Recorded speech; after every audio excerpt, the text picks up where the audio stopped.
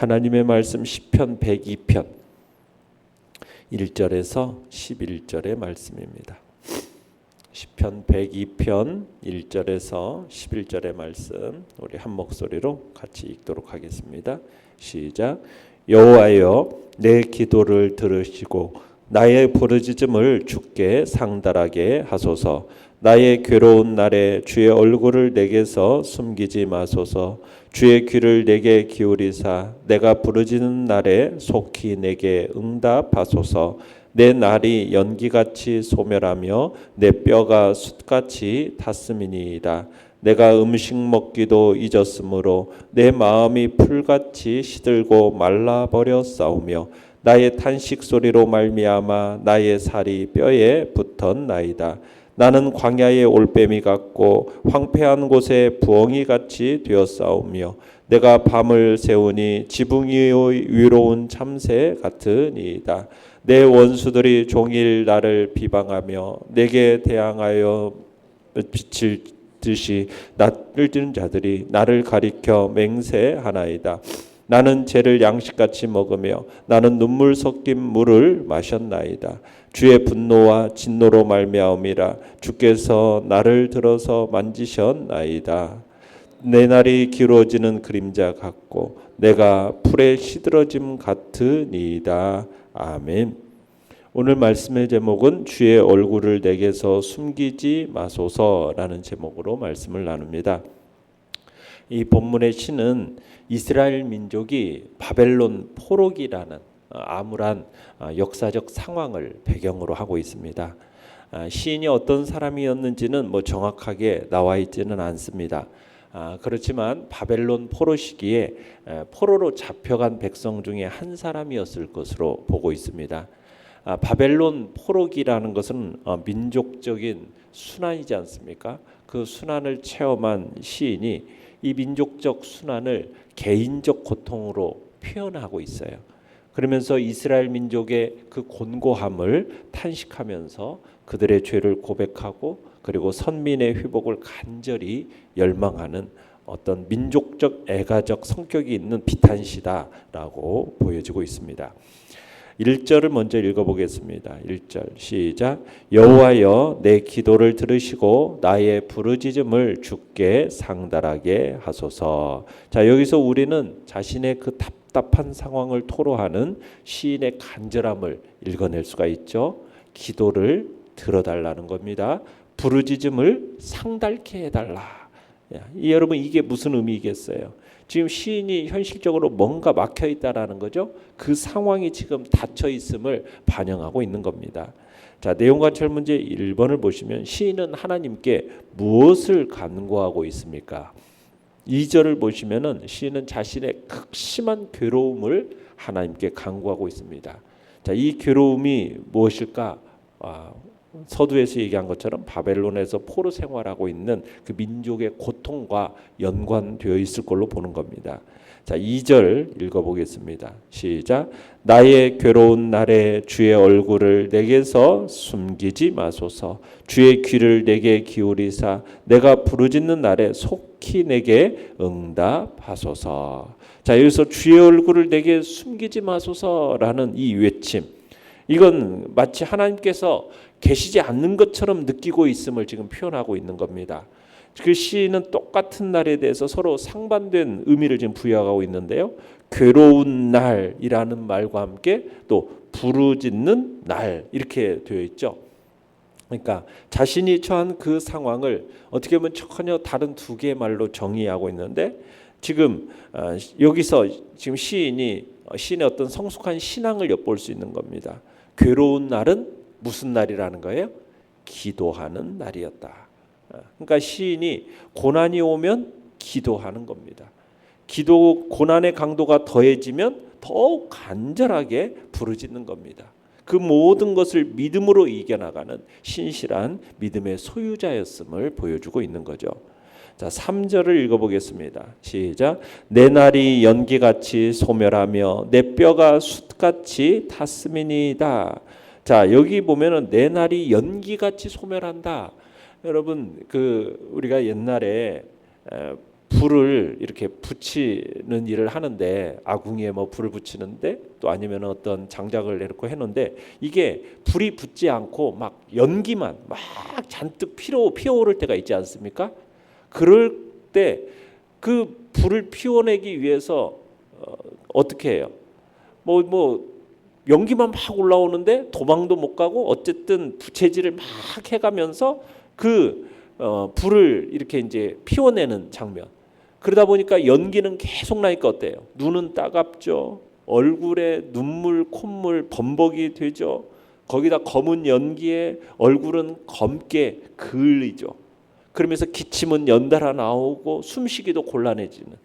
지금 이런 모습을 연상케 하는 겁니다. 내 날이 연기같이 소멸한다라는 표현이 바로 이 표현이에요.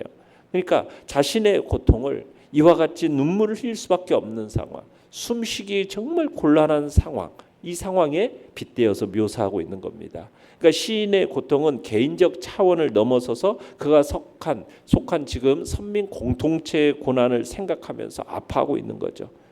하나님의 거룩한 선민이 어쩌다가 이렇게 되었는가? 이런 참담한 지경에 떨어지게 되었는가? 이것을 견디지 못해서 극심하게 아파하고 있는 것입니다. 그 뼈가 숯같이 탔다라는 표현을 통해서 얘기하고 있어요. 자, 4절 5절도 읽어보겠습니다. 내가 음식 먹기도 잊었으므로 내 마음이 풀같이 시들고 말라버렸사오며 나의 탄식 소리로 말미암아 나의 살이 뼈에 붙었나이다. 자, 지금 시인은 안팎으로 경험하는 그 고통이 너무도 커서 먹는 것조차도 잊어버렸다라는 거예요. 어떻게 보면 가장 자연스럽고 기본적인 욕구, 먹는 욕구 아닙니까? 그것을 잊어버릴 정도로 혹독한 고통을 당하고 있는 거죠. 그 안타까운 민족의 현실을 목도하면서 그 마음에 너무나도 그 고통이 심하다 보니까 기본적인 욕구, 먹는 것조차도 망각한 채 그 마음이 어떻게 돼버렸다라는 거예요. 풀같이 시들어버리고 말라버렸다. 그의 살이 뼈에 붙어버릴 정도로 그 고난을 느끼고 있음을 보여주고 있는 것입니다. 그래서 사람이 마치 그런 겁니다. 지금 구타를 막 사람들에게 두드려 맞고 구타 당하고 만신창이가 된 사람이 지금 자신의 마음과 심령에 큰 상처를 입어서 스스로의 힘으로는 회복 불능의 상태가 되어가고 있음을 보여주는 겁니다. 자, 6절 7절도 읽어보겠습니다. 6절 7절 시작. 나는 광야에 올빼미 같고 황폐한 곳에 부엉이같이 되었사오며 내가 밤을 새우니 지붕 위의 외로운 잠새 같으니이다. 자, 지금 시인은 자신을 뭐에 지금 비유하고 있습니까? 광야의 올빼미, 황폐한 곳에 부엉이, 지붕 위의 외로운 참새. 자, 올빼미 굉장히 음산하고 무시무시해 보이는 올빼미입니다. 그 자체가 황폐함을 상징하는 거죠. 또 부엉이도 마찬가지죠. 적막하고 황폐한 곳을 좋아하는, 또 귀에 거슬리는 울음소리, 그 울음소리를 내는 그 새, 그게 부엉이지 않습니까? 지붕 위의 외로운 참새. 이게 이제 시인이 홀로 깨어서 민족을 위해서 마치 보초를 서는 외로운 모습을 나타내고 있습니다. 그래서 올빼미, 부엉이, 참새, 공통점이 뭡니까? 외로움, 황막함, 이것을 지금 의미하고 있는 겁니다. 8절을 읽어보겠습니다. 내 원수들이 종일 나를 비방하며 내게 대항하여 미칠 듯이 나를 뛰는 자들이 나를 가리켜 맹세하나이다. 종일 나를 비방한다. 유다를 멸망시킨 이 바벨론 사람들이 포로로 끌려온 시인을 향해서 끊임없이 깔보고 비웃고 놀리는 것을 지금 의미하는 겁니다. 악인의 어떤 집요한 무시, 멸시의 대상이 되었음을 지금 얘기하고 있죠. 9절도 읽어보겠습니다. 시작. 나는 죄를 양식같이 먹으며 나는 눈물 섞인 물을 마셨나이다. 원수들의 그 비방과 모욕으로 인해서 받은 그 극심한 슬픔과 수치의 감정을 이렇게 죄를 양식같이 먹고 지금 눈물 섞인 물을 먹는다, 이렇게 표현하고 있는 겁니다. 자, 내용 관찰 문제 2번을 보시면 시인은 자신의 고통이 어디서부터 온 거라고 말하고 있습니까? 자, 시인은 10절을 보시면 자신의 고통이 하나님의 분노와 진노에서 비롯된 것이다 이렇게 말하고 있습니다. 10절을 읽어볼까요? 시작. 주의 분노와 진노로 말미암음이라 주께서 나를 들어서 던지셨나이다. 자, 지금 시인이 원수가 종일 그를 향해 가해오는 그 고통, 큰 아픔을 경험하고 있으면서 이로 인해서 큰 슬픔과 절망을 경험하고 있는데 이것이 뭐로 인한 것이더라? 주의 분노와 진노로 인한 것이더라. 자신이 마땅히 받아야 할 형벌, 마땅히 받아야 할 형벌임을 지금 인식하고 있는 것이죠. 자, 연구한 묵상 문제 3번을 보시면 시인이 하나님의 진노를 경험하고도 다시 하나님께 달려가는 이유는 무엇입니까?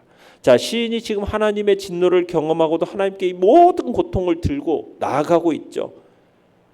잘못했으면은 그냥 죽은 듯이 가만히 있는 것이 더 양심적으로 보일 수도 있어요. 그런데 지금 시인은 그 하나님의 진노로 인한 그 고통조차도 결국 하나님만이 해결하실 수밖에 없다.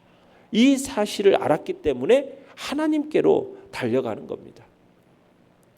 자신의 그 상황의 원인에 대해서 올바른 해법을 강구하고 있는 거죠.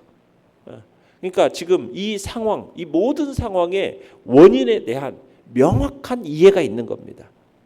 말씀을 올바로 따라 처신하고 있는 거고 분명한 영적 해법을 가지고 지금 이런 모든 상황이 지나갈 것을 기대하면서 지금 하나님께로 나아가고 있는 거예요. 마치 어린애가 잘못했어요. 그래서 부모가 이제 때립니다. 자, 그럴 때 도망갈 건가? 엄마 아빠의 품에 달려들 건가? 이 문제인 거죠. 어떻게 해야 되는 겁니까? 하나님이 우리를 향하여 진노하실 때 하나님을 피해 도망가는 게 아니라 그분에게로 달려가서 그분의 품에 안기고 그의 아픔을 호소할 때 그 부모의 마음이 어떻습니까?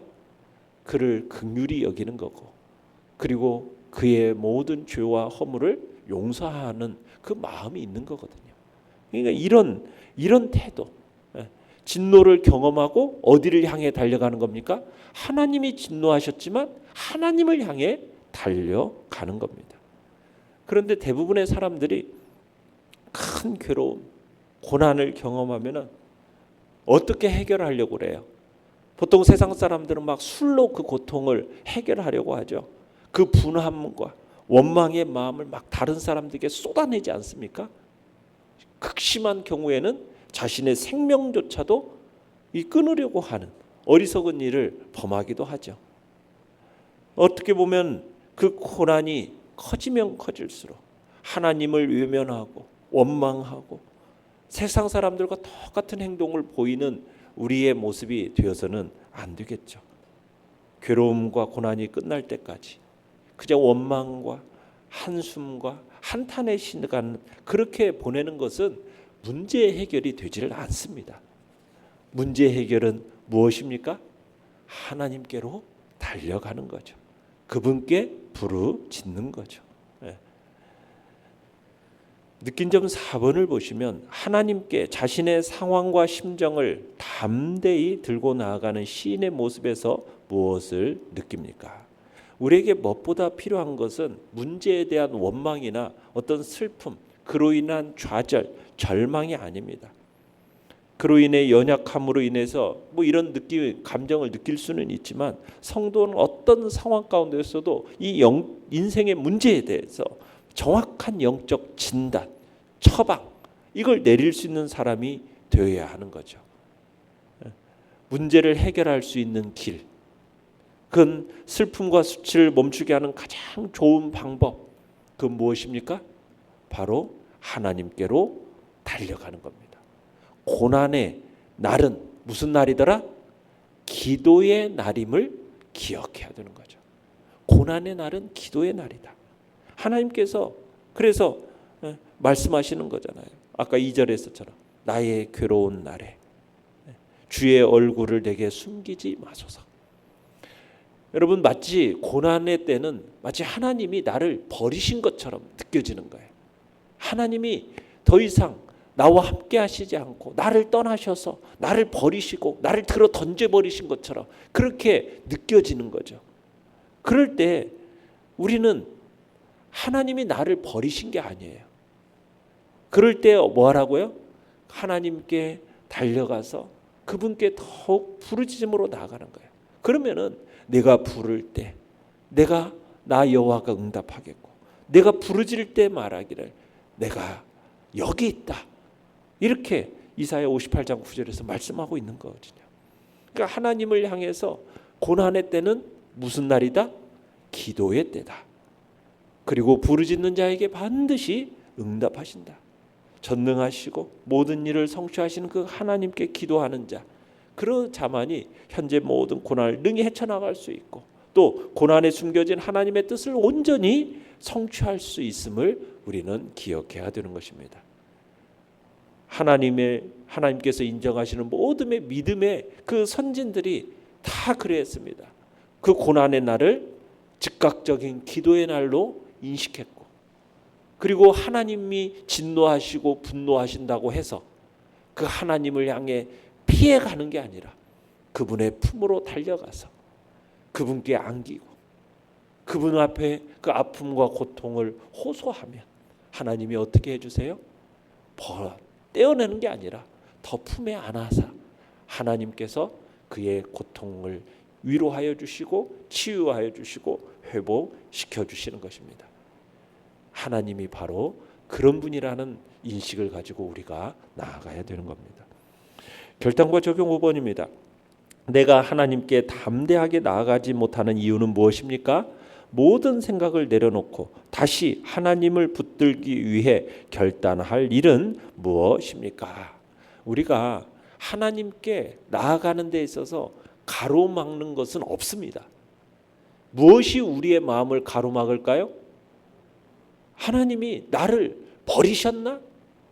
하나님이 나를 외면하시나? 이런 마음이 하나님께 나아가는 데 있어서 그것이 자꾸 가로막습니다. 안 그렇습니다. 예수 그리스도 안에서 우리의 모든 죄와 허물을 용서하시고 우리를 의롭다 하신 우리 하나님 아버지께서는 우리를 언제든지 받아주시는 분이에요. 우리가 죄로 말미암아 그분의 진노와 분노로 말미암는 고난이라 할지라도 그분께 달려가서 그분 앞에 우리의 허물과 연약함을 아뢰면은 하나님은 그 모든 허물과 죄악을 용서하실 뿐만 아니라 우리를 모든 죄에 대해서 이제는 긍휼과 자비를 그 연약함 속에서 하나님이 새롭게 하시는 역사를 나타내 주신다라는 거 우리는 꼭 기억하고 하나님 앞에 담대하게 나아가는 복된 자리에 있기를 간절히 바랍니다. 오늘의 기도 같이 읽겠습니다. 시작. 하나님께 담대히 나아가지 못하도록 하는 모든 불안과 두려움을 이기게 하소서. 아멘.